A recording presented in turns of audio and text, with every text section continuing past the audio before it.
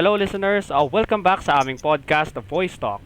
So, kagaling lang natin sa ating intermission, sa ating break time. So, ano ulit ang pag-usapan natin? About identity, di ba? Hmm. Identity. Speaking of identity, habang nagbe-break tayo, may nag-scroll ako sa TikTok kanina. And may nakita ako parang animation ng caterpillar to butterfly. And ang naisip kong hashtag related to that concept, like yung identity, is hashtag chrysalis. Like, alam niyo ba, familiar ba kayo sa chrysalis naman, di ba? Like Christmas. yung Paki-explain. butterfly, yung Mm.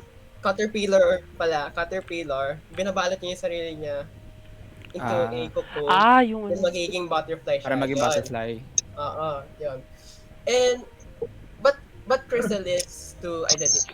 I believe kasi we, as humans undergo to that same process as well. Not literally like ibabalot natin sarili natin. Like Ah. parang we undergo change Parang and metamorphosis pa yan. we undergo change in life. And I truly believe like as humans, like we are like di tayo constant. We are forever changing. Like whatever we do, like patuloy tayong nag-change. And like di tayo satisfied sa kung ano meron tayo na. We will continue to change. And that is not entirely a bad thing. Like it is also a way for us to learn and to actually enjoy living as humans talaga. And that's what I think, like Okay. being human is like a beautiful experience kasi we get to experience so much change, and we'll continue to learn until we die. Wow. Yan. Medyo dark yung huli, but Okay. it's Nag-gets ko naman until yun. we die. May add lang ako dun. Sabi nga sa nakita kong quote is, yung tama siya, like, the only constant thing in life is change. So, patuloy na nagbabago lahat. Ah. So ayun nga, regarding doon sa sinabi nga ni Charles, no, I agree doon na talagang constant yung pagbabago kasi syempre wala namang constant sa mundo. Yung bato nga nagiging from stone age, nagiging, di ba? Naging digital age na and whatsoever. Meaning nandyan yung pagbabago talaga sa buhay ng tao. And of course, to adapt, para tayo maka-carry on sa pagbabago, we should be independent. And being independent means na hindi ka umaasa lang sa kung anong matutulong ng iba sa'yo, kung sinong matatakbuhan mo whenever na nahihirapan ka sa buhay kasi nga may pagbabago, hindi ka sanay. So, kailangan nating maging independent, and that's another hashtag para sa akin na makakatulong para dun sa mga tao na, di ba, nag-a-adapt pa lang na naninibago dun sa pagbabago. Napaka-inspiring ng message. Ano ulit yung hashtag mo? Being independent. Oh, okay. Pwede. Tama naman, with regard sa independency, napakahirap na bagay yan para sa mga tao. Kasi syempre, tayo, hindi naman tayo pinanganak na independent agad. Nung pinanganak tayo, dependent pa rin tayo sa mga magulang natin, especially sa mom. Ganun. So, with regards to that, ang naisip ko is about yung pwedeng katuwang or tune ng dependency, which is uniqueness. So, every individual is unique. Nakita ko nga is, bawat stone has different shapes. Wala naman tayong stone na magkakaparehas ng hulma. So, ang naisip kong hashtag for that is hashtag this is who I am. So, that hashtag encourages people to express their unique qualities and values. Kung ano ako sa iba, kung ano ako, pwede rin na wala sila or meron sila. Pero yung ako is wala ka nang mahanap sa buong mundo. There are 8 billion people. Pero nag-iisa lang ako.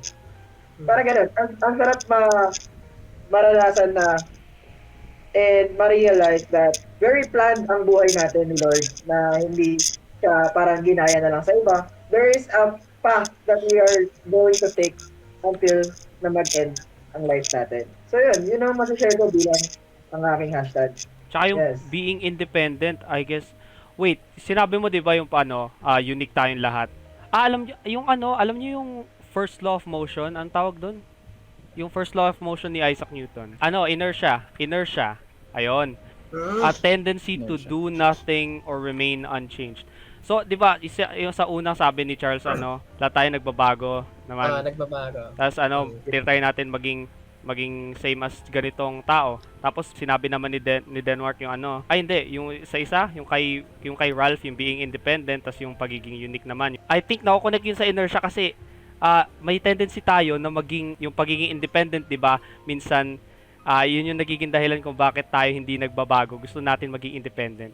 Pero yung minsan, meron, naturally, magiging dependent tayong tao, dependent, like, nagdumedepende sa ibang tao, ayaw naman nating magbago yun. So, like, parang natutulad tayo dun sa, word na inertia, sa definition ng inertia.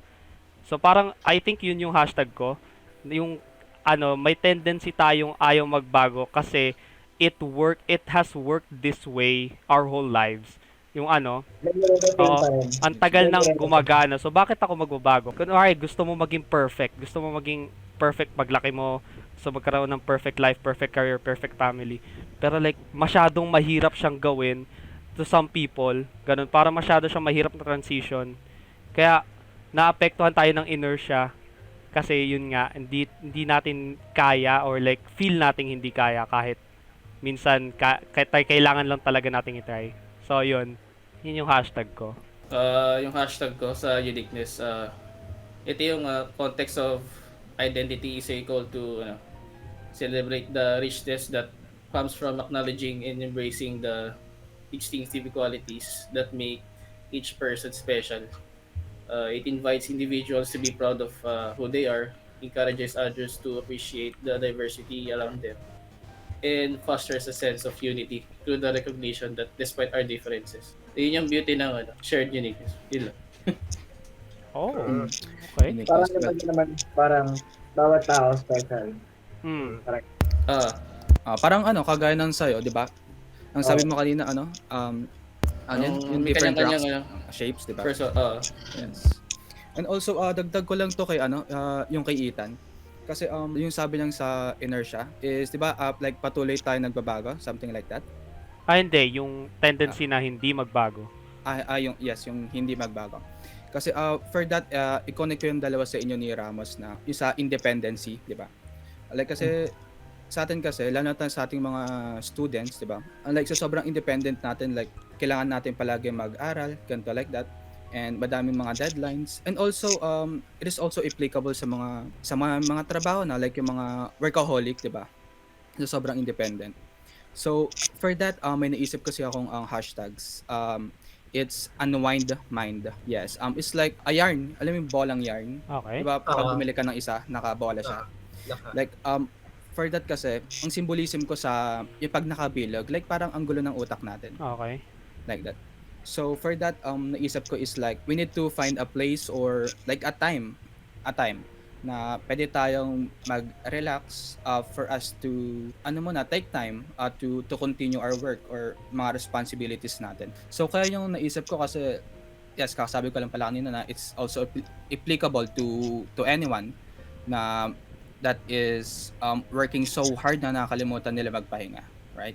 For this being said, each of us should find a time for us to relax. Yun lang yung masasabi ko sa aking hashtags. Oh, okay. Alright. Like, And I like how Mhm. yung after this mini talk natin, I like how napaka-diverse ng understanding natin when it comes to identity. Like, Mhm. may kanya-kanya tayong naiibigay na concept. Like, for example, sa akin, concept of change. Yes. Kay Denmark, concept of uniqueness. Like kay Ethan naman, concept of not changing at all. Kasi not all of us are capable of changing talaga in an instant. And it's parang refreshing to see na, yun nga, we have this different kinds of mindset when it comes to identity. Because it speaks something about us na rin, our identities na rin as a person, and how we think and how we would act on our daily lives. Napakaiba ng experiences natin. Kaya iba't iba na nga tayo ng mindset. Yes. Kaya nga di ba? Lahat tayo unique. Ah, Sa amazing kasi yung mga characteristics or yung mga sinasabi nating hashtag, connected siya sa isa't isa. Diba? Mapapag-connect niya. Wow, so I think yun na lang yung time natin di ba? I'll close this podcast. So for this being said, thank you for listening to our podcast, and Thank I you hope that everyone here and also hearing our podcast right now, I hope that you have learned some valuable insights to our what we have said on Yes, this po. podcast. So again, we are the Boys we Talk. are the Boys Talks. Yeah. Welcome to board. All right. And once Salamat again, sa thank you for listening and have a great day. Bye for now. pag-